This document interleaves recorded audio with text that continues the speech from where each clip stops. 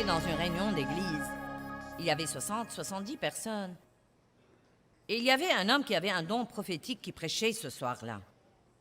Et j'étais très découragée, très lasse et fatiguée d'attendre. Et il a dit, « Oui, toi, la jeune femme dans telle et telle place et telle rangée. Eh bien, le Seigneur te dit. » Et je pense, « Ouais! Maintenant, je vais avoir beaucoup de conseils de Dieu. » Et « Lève-toi, veux-tu te lever, s'il te plaît? » Je me suis levée.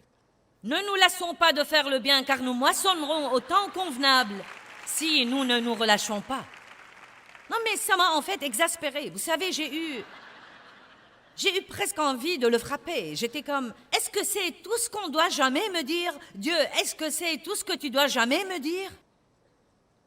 Et donc, je me souviens qu'il y avait un parking rocailleux, un parking de gravier à l'église. Et quand je suis partie, je donnais des coups de pied au gravier.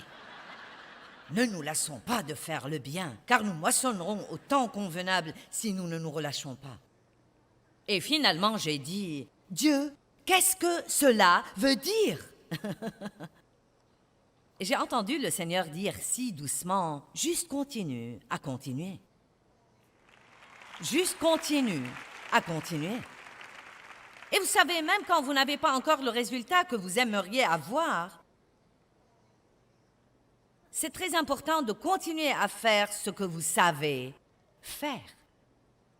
Ce qui nous arrive quand nous sommes découragés et opprimés, c'est que nous arrêtons de faire tout ce qui est bien et nous perdons beaucoup de terrain. Et Dieu ne veut pas que nous fassions ça. Il veut que nous tenions ferme dans la tempête, dans ces moments de découragement. La fidélité est une merveilleuse chose. C'est une merveilleuse chose.